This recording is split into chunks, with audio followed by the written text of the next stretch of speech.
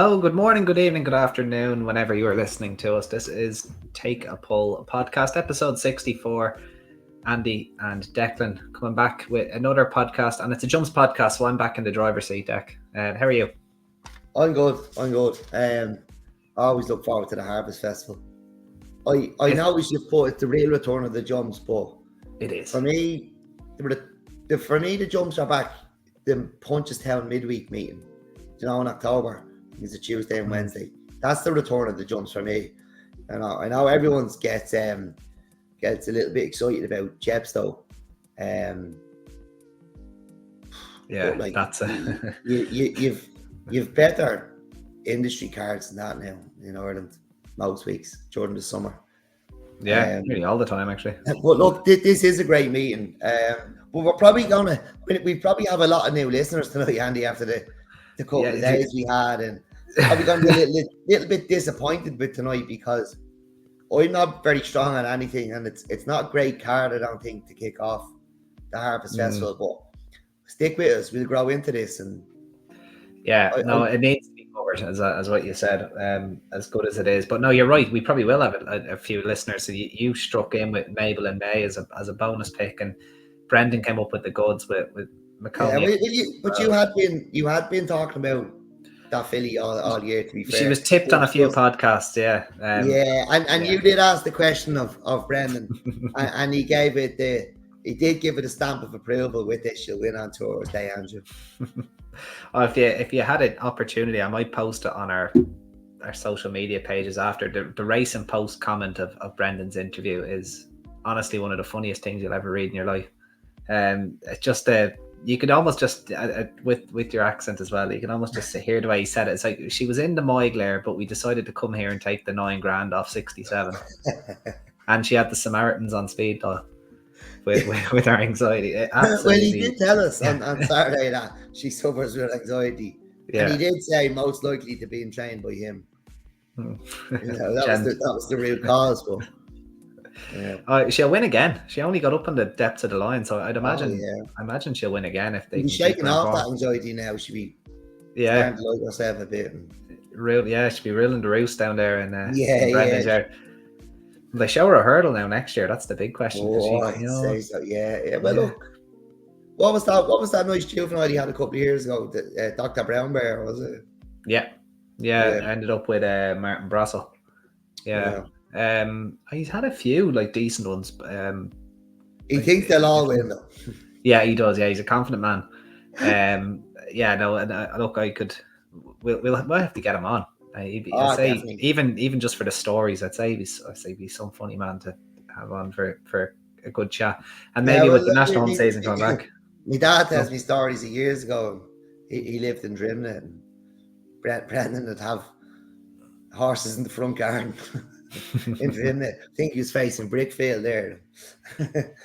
All I think of was these well-bred colts and fillies of Jim Bulgers out in the front garden in Drimnagh having a pick of grass. How's it going? Oh, stop. Yeah, no, a brilliant weekend though, and some listeners, I know David Jones, an avid listener to us, I think picking up 2 grand on a double with those horses as well. Great bets. Fair play, unbelievable. Got a few messes, great bets, well done lads, fair play. Yeah, that's what we're here for. This is the main thing. Yeah, just make sure you use it now. Straight to Abbey Travel, book something nice. Get out of here. That's what you do. Yeah, buy some windows. Do you need windows? Buy some windows. Yeah, invest in windows. Invest in windows. Very good. Let's start, Dec. The first race of the Harvest Festival is a 3-year-old hurdle, a race that you wouldn't have given the time of day before we started doing these podcasts, and then it was your favourite type of race by the time the season ended last year. And all the form came from this race. Yeah, first past the post was Nürburgring, wasn't he? Yeah, he lost. He was thrown out. Woodoo got the race, I think. She did, yeah. And decent filly in her own right. Was it Jet Set, a filly of Russell Sullivan's who was in third? Yeah, and she won races, I think, as well. So, really strong race. Not often. It's actually kind of a recent trend now that the early 3-year-old form is kind of coming to the fore. It was usually you kind of had to wait till almost Christmas time before the decent juveniles came out, but it's seemingly getting earlier and earlier now. And we do have horse in the colour of Nürburgring here. Yeah. Terra Firma. Sorry, Andy, just before you go on, it was Nürburgring. Would you hands on was fourth? Hands on, yeah, JP, yeah. Yeah, hands on, he will definitely win races, definitely want to keep on side.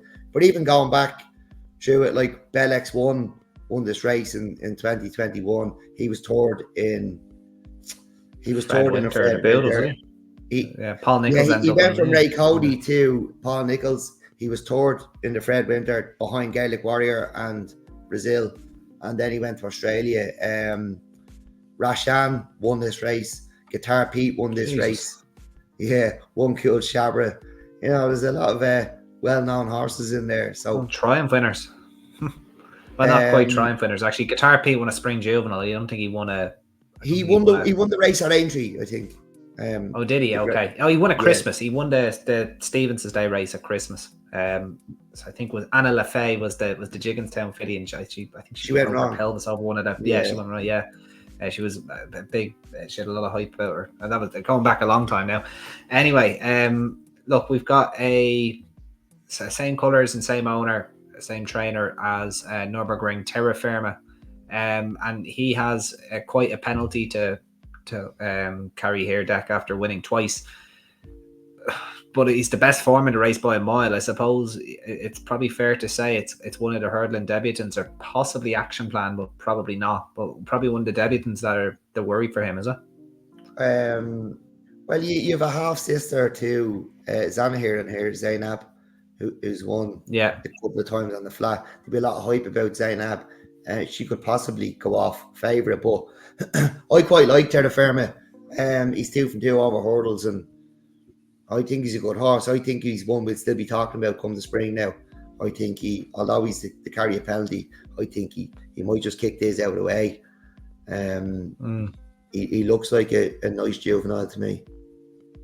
Yeah, well, look, he definitely is if he's already managed to win twice. And yeah, look, he's going to have to give away a penalty, as we said here, but not beyond the realms of possibility. James Harbour, another interesting runner, Camelot filly, who's ran once on the flat, decent enough run at Cork, but now switches to hurdles for the first time. Well bred. How did the Camelots jump? The Camelots, has there been a good Camelot? Not as well as the Churchills. No, the Churchills are they're very in demand now. I think Willie bought one for big money there recently as well, 315,000. I can't remember the name of it though. But yeah, no, the Churchills jump well. The Camelots, I can only think of that Ado McGuinness horse that we've tipped a load of times. I can't even remember his name now. Wore the black and red. I think you've tipped him a few times.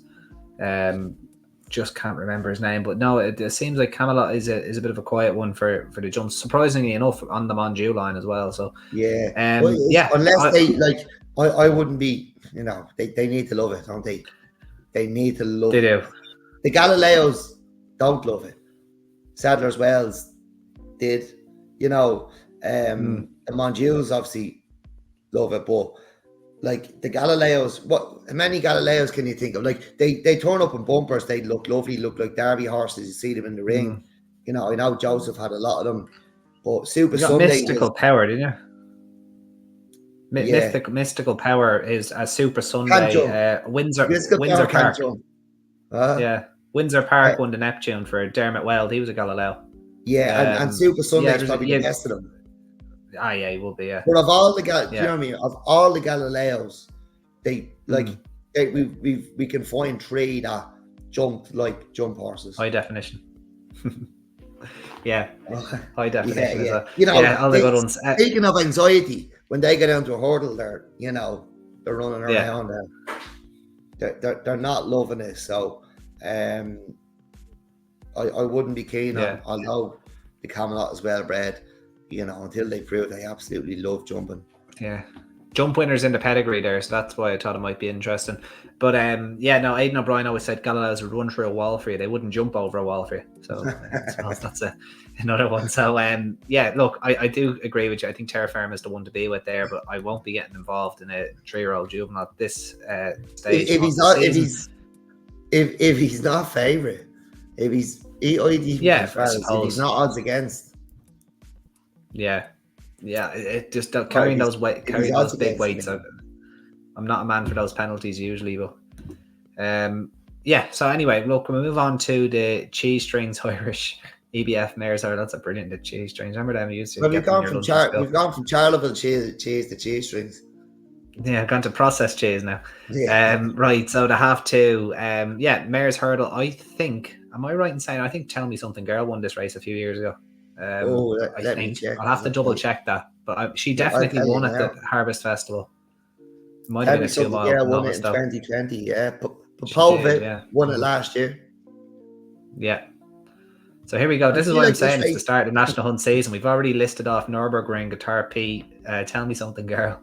Like it is and Popova. It is a decent, and Popova, of course, pretends runner last year. Right, Dec. So this is like, I suppose Pagan's the highest rated in here. She's carrying 11 stone, 125. She's fairly favoured at the weights now. Disco Dancer is no kind of slouch in her own right and does get a little bit of weight. She's rated 114, but you know, she kind of looks weighted up to her absolute best. Is this a penalty kick for Pagan, or could you even see maybe World of Fortunes, who I suppose rated 120 and won last time out? I think that was at Wexford, so she's coming back in trip if I do recall, because we covered that Wexford card. She won the 3 mile maiden hurdle. 120 a bit maybe on the high side, because that was a weak maiden hurdle and coming back in trip. I'd probably be with Pagan here, but given the likely price, I would say I'd be avoiding her. Do you think World of Fortune could maybe turn her over coming back in trip? Well, look, she's obviously quite talented, like, and she's not slow. She won a bumper at Wexford as well, and then she won that maiden hurdle at Wexford. So, she's clearly got ability. But Pagan, a 5-year-old, rated 125. She also won over 3 miles in June. She's coming back in trip. I think that was at Kilbeggan. It's between the two of them for me. It's not really a strong betting race. It is hard to see Pagan being turned over. Yeah, but it's like she did manage to win a 2.5 mile maiden hurdle, albeit on heavy ground, beating Cut the Rope, and was behind nice winter horses, I suppose, D'Art and Bioluminescence. So, decent form, but and in the context of this race, I think she will be winning. But given her likely price with Paul Townend and Willie Mullins, again, if she's not odds against, I suppose she's maybe it could be another back the first two and go home job, but we'll see. Yeah, look, she's she's a winning 5-year-old, and that's really what I see. Always positive. More scope for improvement. That's why I really see her hard to be beaten. So, like, that would be the 1-2 for me, Pagan, to be World of Fortunes. Awesome. Right, well, we move on to the 3 o'clock Dec. It's the first handicap hurdle on the card. It's an 80 to 109 for mares only. And yeah, some kind of old favourites in here as well. A few that we backed a few times. Obviously, we were mentioning before we came on air, Noble Hilltop, who I think we tipped last time out was second. She would have a chance of going in again, but again, you just are not going in again, but following up from that really good run at Wexford. The worry is though, like, even though you're just creeping up 2 pounds, like going up 2 pounds or getting beaten 6.5 lengths is never ideal. Even though it's only £2, but every pound does make a difference. Who do you like here, Dec, in the 3 o'clock? Quite a competitive race. There's a reserve in here that I hope she does get a run. She's not one for Sunday. She's definitely one for the next day. Deep Side, she's rated 92. She was beaten 15 lengths in her handicap debut, but that was back in April. I think she'll take a run, and I'm hoping she gets in and gets that run the next day. I'll definitely be having a good go at her, but probably One Night Standard, maiden winner, yet to be off in handicaps. Started off for an opening mark of 105. She's down to 103 now. In an open enough race, I'd probably be siding with her, but nothing, I'm not feeling as strong at anything on this card as we usually would, any. But with One Night Standard, with keeping a very, very close eye on Deep Side if she gets in.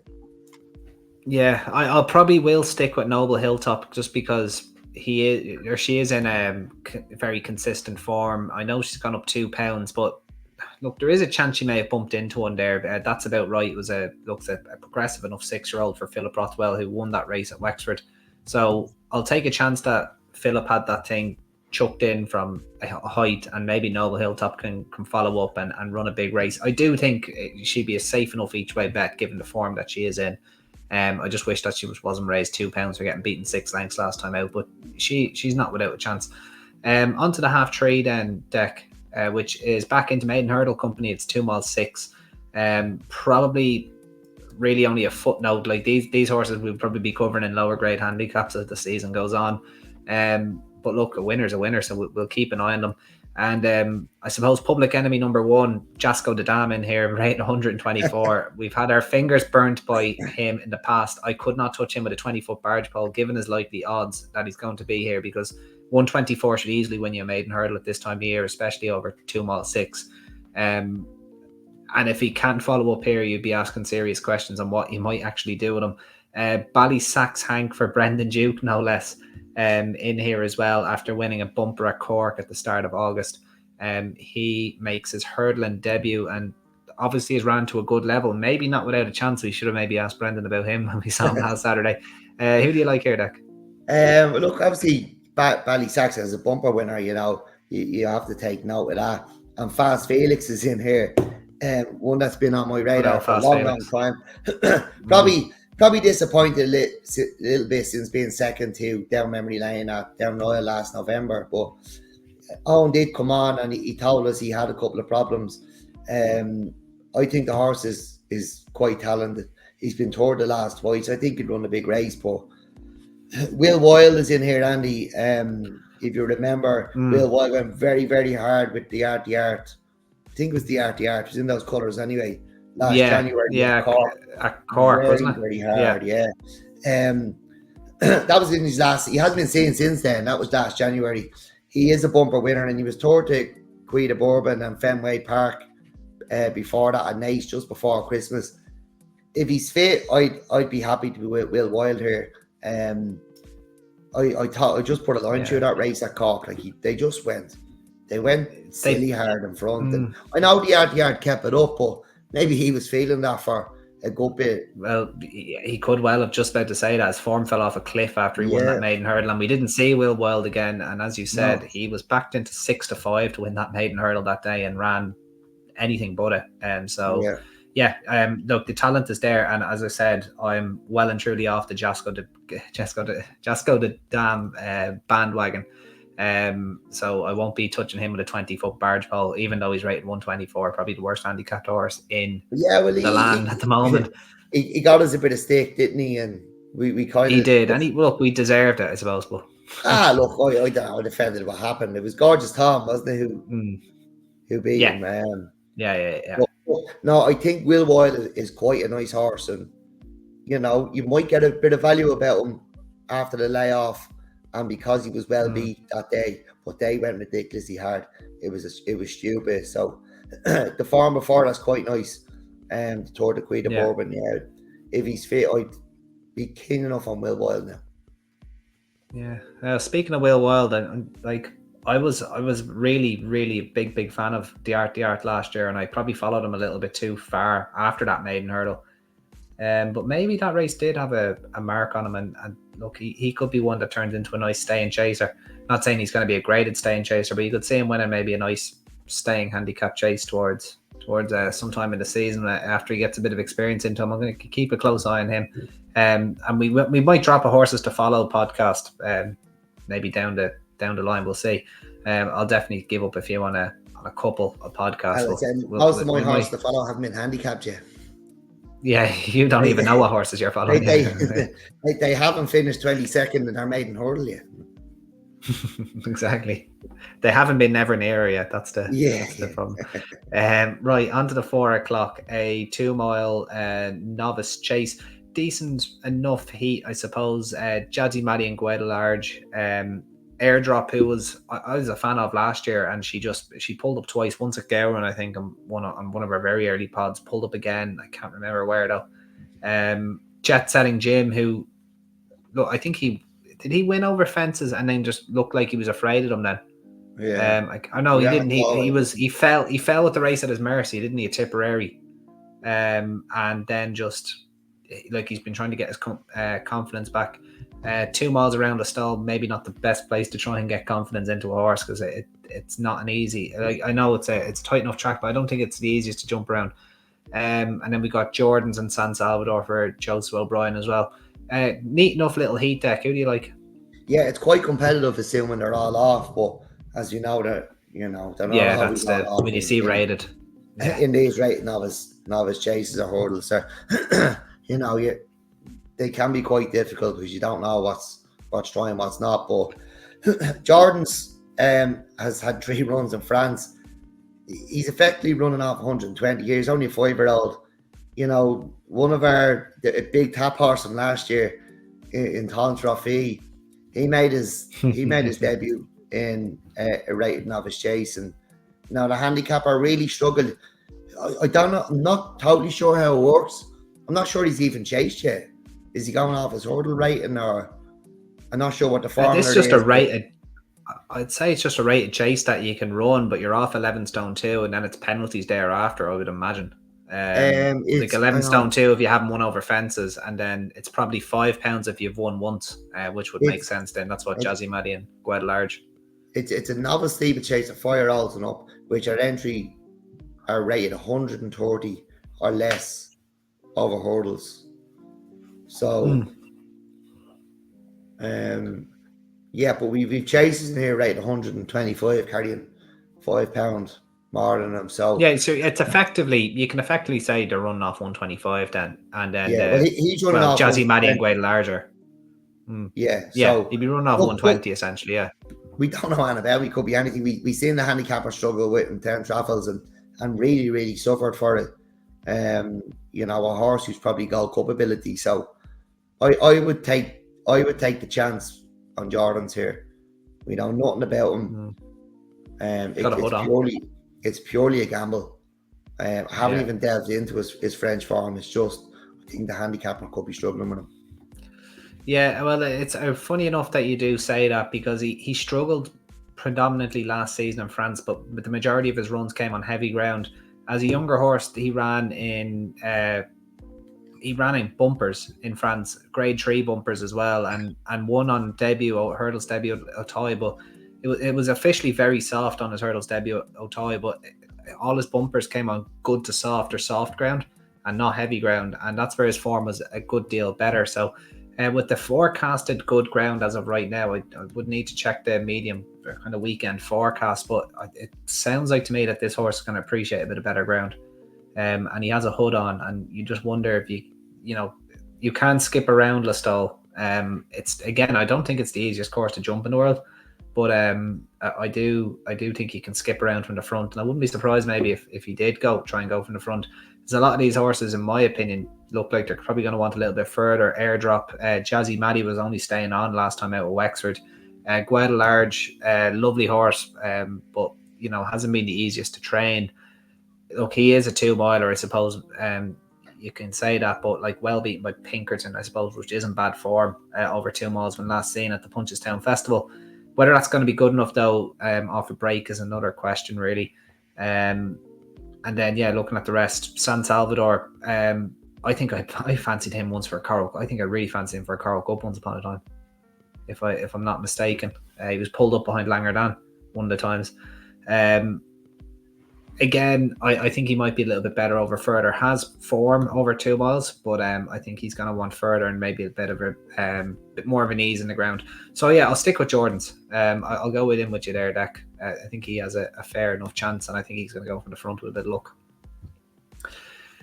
Onto the half 4 then, the Kerry Group Handicap Chase over 2 miles and change, 1 furlong and a bit. So again, this is probably the best race on the card by some distance, and a horse that we've both had a bit of appreciation for, Solness, topping the weights here. Yeah.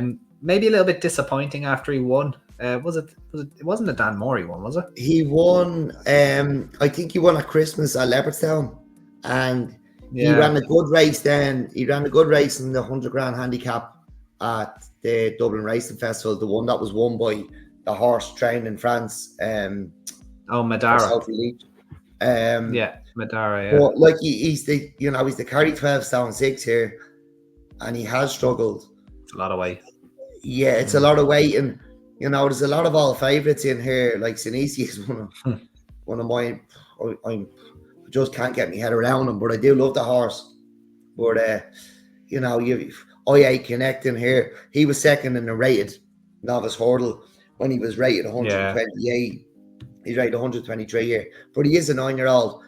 I think anything could take this, and there's nothing really well handicapped in here. But the mare, Jetai Port, she wears her heart in her sleeve, and she will run her race every time. And you might only need to do that. And I don't mean any disrespect to her in saying that. Like, she's like, you'd love to own her. She's deadly. Like, she will. You could run her in any race. Stick her on the flat. Stick her over hurdles. She was second to Dancing on My Own the last day. She's been second to Solitary Man. She was a novice winner in June. She ran the beginners behind Horizontal Dairy, and she reversed that form and she won in June. She's only a 6-year-old. I think she wins this because there's nothing too well handicapped in it. But she's a mare who will run her race every time, no matter what. She'll carry weight. She's just one of those mares you'd love to own. She's, as honest as the day is long, and when she's not going to be bumping into one, I think she wins, and I don't think she's bumping into one on Sunday. No, it doesn't appear like she is. I would agree with you there. I think she has a fine chance. And even maybe the one that was third behind her that day, Mount Fiasco, 5-year-old down there, 10 stone 6. I don't see why he'd be reversing the form with the mare. But it's probably not bad form to finish behind Dancing on My Own, especially around Ballinrobe. I'd say Dancing on My Own would have thoroughly enjoyed that. It was also it was a conditions chase as well. So you could argue the mare is probably pretty well in on the back of that run. Now, what I would say with Mount Fiasco, however, is he was carrying 11 stone 7 in that chase, and Joy to Port was carrying 11 stone. Now there's, I think, 10 lengths between them at the line, but we do have Mount Fiasco carrying 10-6 and Joy to Port carrying 11-7. So there's a huge weight swing now with those two. But I think that's, behind the likes of Dancing on My Own, I think you could hedge those two against the field. Just trust that Ballinrobe form, and I'd say you'd be yielding a return. And I'd imagine that John Ryan's horse might be a bigger price than people imagine there. I'd imagine people are going to pick up on that weight swing, but I think Mount Frisco, I think I said Mount Fiasco, my bad, more pronunciation nightmares on this podcast. Mount Frisco, I think, is one that could have an opportunity there with Joy to Port. I'll probably hedge my bets and back them both Dec in this field, because I think they'll both be nice enough prices. Well, look, again, when there's nothing to be bumping into, a John Ryan horse is always one you could back, because they always run the race, to be fair. So when there's nothing too well handicapped, so yeah, I'd agree with you, take two of them, but I do really like Jetai Port. Right, moving on to our concluding bumper, which is the Farm and Home Store flat race, over 2 miles, and this is for 5-year-olds and up. And it's this kind of marks the 3rd season in a row Cappuccino's running bumpers, Dec. John Gleeson taking the ride. He is. He's given worse than Goal and Tilla. Yeah, he's giving Redemption Day a run for his money anyway. He ran. I think he ran in the first 4-year-old bumper of the season in January 2023. And I think, in fairness, I think he has ran in some hurdle races, but it's his third season technically in bumpers now. Do you think he has the ability to win this, Dec, or are you looking elsewhere, or do you really care in regards to the bumper? If he has them on, yeah, it's kind of. I know we like to see them coming back from hurdles, but he is. I think he's a nice horse. I think he's got ability, but he is a professional loser. There's no two ways about it. Like that he chases horses, and that's what it is. So I'm not sure. I'm not sure they make headgear for this fella. I'm not sure what you'd put on him, but he chases horses. Look, there's two. I think there's lots in it you could give a chance to. There's lots of angles to take, and you can make a case for a lot of them. But there's two I'll give a go at, and Prove Yourself. He's off since September 23, and he was second to Floor in the Park, a filly trained by Andy Slattery. If Prove Yourself is fit, I think we'll have a good chance. And then Supreme Ruler was third. Now beating 28 lengths to Mercury in the maiden hurdle last February. Probably the one myself and yourself should be going with, you know. It's who I'm going with. But was beating 28 lengths. You know, I don't mind when they're coming off a break though. Like he's a 5-year-old who's had 230 days off the track. Like I could see him maybe getting stronger and you know, really, you know, taking that experience to heart. And look, I know that the second that day Gordon Elliott trained horse gone out of my head now, but it's only rated 116. Mercury, look, he's going to be a nice staying chaser this year, I'd say, for Willie Mullins. I'm a big fan of Mercury. I thought he was not a great bumper horse, but was definitely. He was hyped to be beyond belief as a bumper horse, wasn't he? And he got injured, he was. He made his debut at Gowran on TSC's day, but I think he showed he's going to be a nice horse going forward. He's, like you said, he's going to be a nice staying chaser. I'd say Supreme Ruler will be punted off the boards here. I'd say he will be, yeah. That was colours. You know, I'd say they'll punt the ears off him.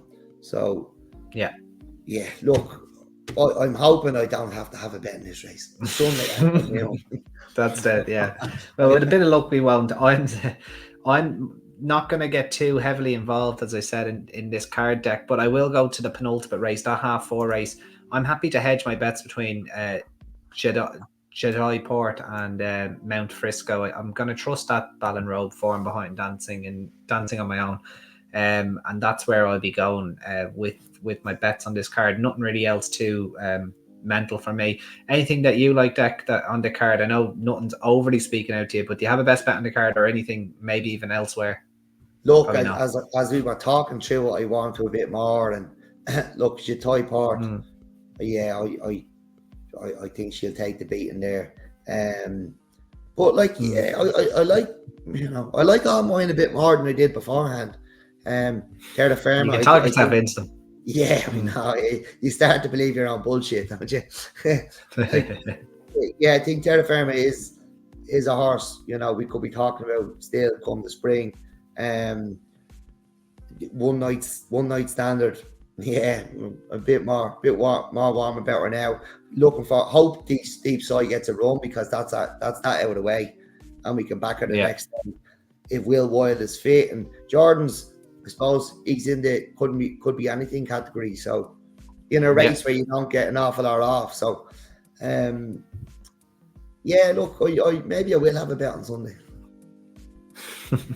Well, that's what we're here for. And look, we will be back later in the week. Plenty of racing coming from Listowel. I'm sure we'll have more bets. Kerry National as well, obviously taking centre stage. We'll 100% have that covered. Looking forward to seeing Florence Porter in that, actually. See if they'll try and go from the front with him. But I don't think I wouldn't be. I don't know if I could be back in a minute now, but like I just want to see it as a racing fan. But no, good fun as always, Dec. Let's hope the good run keeps continuing. We've 2 excellent podcasts, 62 and 63. Let's hope 64 is just as good. But until then, guys, just keep sharing, subscribing, commenting, all the good stuff. We do get a good kick out of it. And until Tap 65, which I said probably covering the Kerry National and some other cards on the stall, we will talk to you soon. Bye-bye. Cheers. Thanks.